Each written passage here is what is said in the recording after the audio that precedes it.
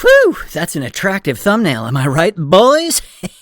The protagonist of the movie is a high school student named Yoshirō Kamogawa. He spends most of his days aimlessly and is pretty average at studies. As far as popularity is concerned, Yoshirō is ignored by almost all the girls in his school as they believe he is a dork. But one day, everything changes. Yoshirō proceeds to climax, fantasizing about different girls. However, he has a hard time choosing one particular girl, as Yoshirō is obsessed about finding the girl of his destiny. He had already met that girl when they were inside their mother's womb in a hospital. What is happening right now? They communicated with each other telepathically and promised to meet soon using a special jingle, which is their secret code. Now images of his soulmate come into his mind in fragments. Yoshirō sees her waving at him and the two kiss on their tiptoes. Back in the present, as Yoshirō thinks of her and is about to climax to the thought of that sweet fetus, a rare cosmic phenomenon takes place in outer space and a shaft of light shines on him. He is startled but doesn't think much of it. Elsewhere, Yoshiro's classmate Miyuko Hirano is also dreaming about having coitus, hence, she too is hit by the strange light. The next morning, when Yoshirō sits down for breakfast with his mother and her boyfriend, he is strangely able to hear their internal thoughts. Yoshirō is horrified by the lewd and lascivious thoughts of his mother and her boyfriend, so he leaves breakfast and heads out for school, still puzzled about everything. At school, he is again bombarded by everyone's internal thoughts. He telepathically hears his teacher admit to herself that she wants to be the hottest female in school, while she disciplines female students for wearing short skirts. Yoshirō is soon joined by his best friend, and the two boys watch in wonder as a beautiful girl named Xray arrives there. Xray is a new student, and Yoshirō is instantly smitten by her beauty. Suddenly, a gust of wind lifts Xray's skirt, revealing her undergarments. This gives Yoshirō and his male friend an instant and very visible hard-on. Miyuko watches it transpire from nearby, and decides to embarrass the two boys. This obviously enrages Yoshirō, so he starts berating her in his mind. To his astonishment, he realizes that Miyuko can also read people's minds when she counters his remark telepathically. In class, the teacher introduces Xray to everyone. Yoshirō again fawns over her, and he starts to wonder if Xray is the girl of his destiny. The scene then cuts to Tokyo University Professor Asami and his assistant Miss Akiyama discussing the rumors about psychic activity in the town. It turns out Professor Asami has been researching extrasensory perception, or ESP, for a while now, because of which he had become an object of ridicule among his colleagues. Elsewhere, after school, a confused Yoshirō buys a book about ESP, which includes topics like telepathy, telekinesis, teleportation, and clairvoyance. Later, on his way home, Yoshirō stops by to meet his perverted older male friend named Teru. Teru owns a restaurant and spends his free time thinking about coitus. That's so weird, no one does that. He introduces Yoshirō to adult toys, the sus, and also reveals his telekinetic power, using which he can lift objects without physically touching them. However, strangely, Teru's power is only limited to sexual objects.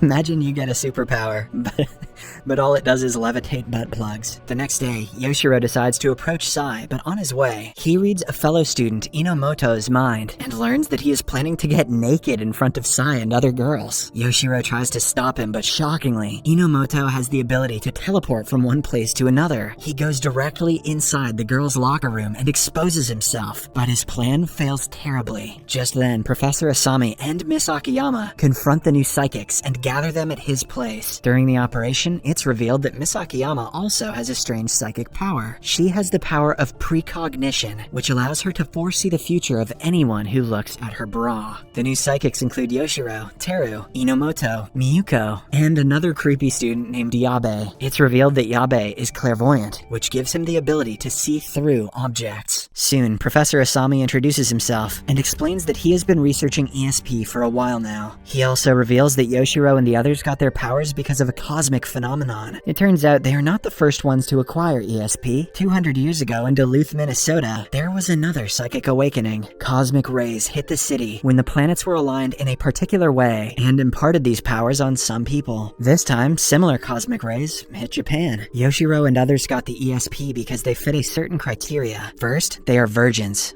They had never had coitus. Second, when the rays hit town, they were all aroused. Thirdly, they noticed their power. Asami claims that he and his research team have been trying to harness this energy from space for good. He also reveals that the psychics from the American town were killed by other evil psychics. This means that there are some other psychics in this town too, and they might abuse their powers. Asami tells the group that they must protect their town from Duluth's fate. Just then, Sai appears from the washroom, and it's revealed that she is Professor Asami's daughter. The movie then cuts to the home of a ferry skipper named Akiko Kamiya, who has also acquired psychic powers. She has recently come out as a lesbian and is on a mission to find herself a girlfriend. However, because everyone ignores her, she has started misusing her power to freeze other girls and take advantage of them. That is not chill. Later that night, someone dumps tens and 100s of adult dolls in Yoshiro's high school. Professor Asami, Miss Akiyama, and some detectives quickly arrive at the scene. Upon close inspection, Asami learns that someone has laced the dolls with an aphrodisiac. He collects a sample of the drug and instructs Miss Akiyama to hide the news from Yoshiro and others to keep them from panicking. The next day, a new teacher joins Yoshiro's school. She is a Japanese-American woman named Mia Polnareff. Miss Polnareff is very sex-positive, and in her first interaction with the students, she delivers a passionate speech. She says that Earth is in a crisis, and people have lost hope. Hence, everyone should embrace love and be erotic. Hope Miss Polnareff is passionate about going to jail, too. Later, Polnareff catches Yoshiro staring at Sai, so she approaches him and places her hand over his head. Lo and behold, she reads Yoshiro's memory and claims that she is the girl of his destiny, before walking away with her two scantily clad female assistants. It turns out Polnareff is a psychic, too. Meanwhile, after examining the sample from the adult doll, Professor Asami concludes that the substance is not from Earth. He fears that it could be part of the evil psychic's plan. In the next scene, we are taken to the psychic Akiko's house, where a large group of high school girls emerge, seemingly under some spell. They get on Akiko's ferry before heading off somewhere. Later, Akiko is seen standing by the river and blowing some mysterious powder over the entire town from her mouth. The next day, Teru accompanies Yoshiro and Miyuko to school, after hearing about Miss Polnareff and her erotic nature. To their surprise, they witness that all the students are dressed scantily. Soon, Miss Polnareff walks up to the trio, and using her ability, she figures out that Miyuko and Teru too have psychic powers. Not only the high schoolers, but the entire town is seemingly under some spell, and they are walking around in their undergarments. Next, a group of female cosplayers take several innocent civilians hostage at City Hall. They threaten the city's mayor to fulfill their several demands, or else they will hurt the hostages. Some of their demands are, love hotels should become free, nudist beaches should be legalized, the adult industry should be promoted, and so on. Soon, Professor Asami and that psychic pedo, Miss Polnareff, arrive at the scene, and the latter demands to speak with the leader of the protesters. Just then, Akiko steps ahead and reveals that she is behind all of this. She also reveals that she has psychic powers and goes on a rant about greedy humans. Then she orders her girls to attack Asami and the others. Suddenly, a mysterious woman appears and casts a spell on Akiko's army, instantly turning them into lifeless adult dolls. Akiko is taken aback, and she immediately flees the scene. As everyone tries to make sense of what just happened, the mysterious woman also disappears without introducing herself. After school, Sai and her friends walk past Akiko's house, unaware about the lurking danger. Sai's friends are spooked by the vibe of the house, and they run away, but Akiko manages to kidnap Sai. Later, she also makes Miyuko her victim. In no time, the town spirals out of control. Everyone has suddenly become obsessed with coitus, and they constantly have evil thoughts. Seeing all women in town wearing bikinis gives every male, except for Teru, a constant hard-on. Unable to get it up, he is embarrassed, but Miss Polnareff comforts him, saying that a man's value isn't just in his manhood, it's also in his wallet.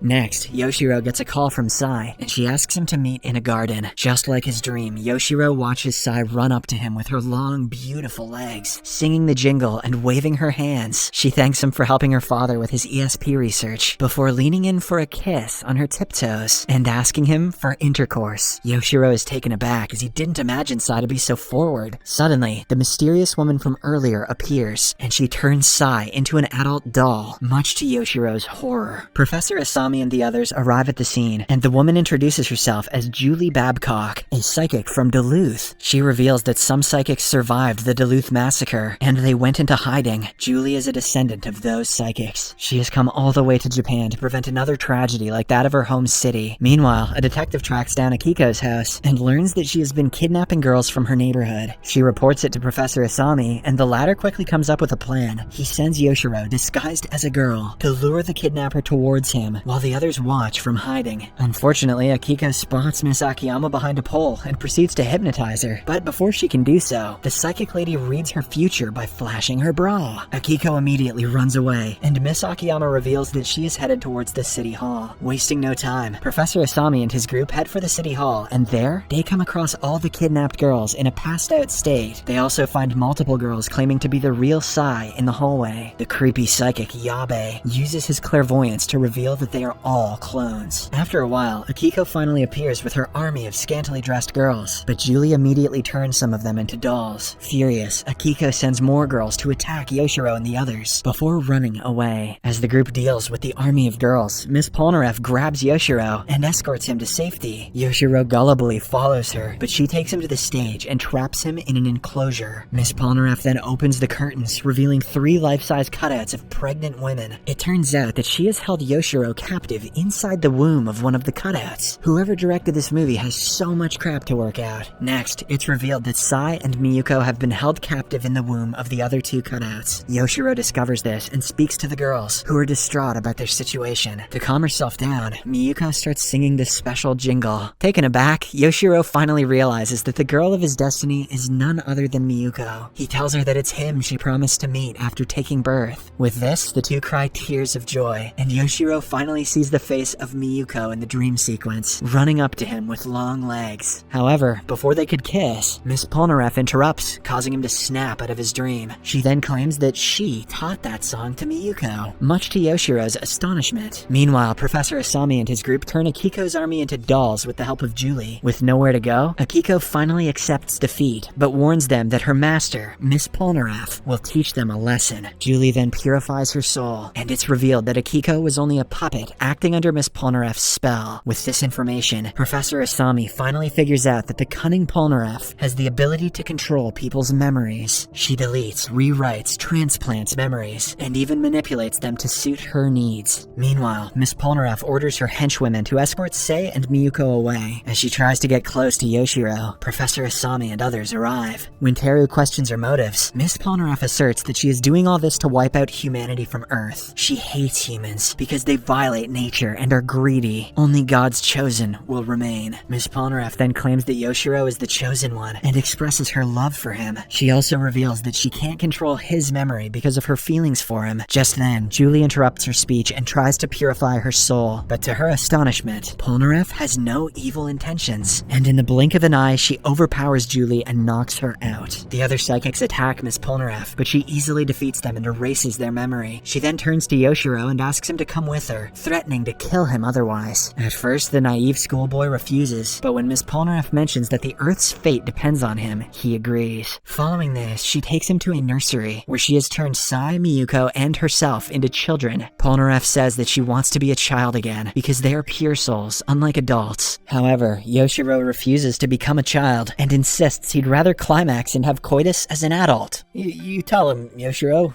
His erotic speech soon disgusts Polnareff. She wants to be the girl of his destiny, not a plaything. Hence, she yells in agony and decides to leave for good. After Polnareff leaves, the town returns back to normal, and everyone thanks Yoshirō for making it happen. He is no less than an avenger to them. Move over, Scott Lang, Ant-Man. Meet Hot Wang, put your hands in your pants, man. The next day, when Yoshirō reaches school, he finds all the girls singing his favorite jingle. Confused, he wonders how everyone knows about it. The movie ends as a narration reveals that Yoshiro's mother actually sat next to numerous pregnant women in a tram after she exited the hospital. From her womb, Yoshirō telepathically communicated with all the unborn girls present there. Hence, all of them are his soulmates now.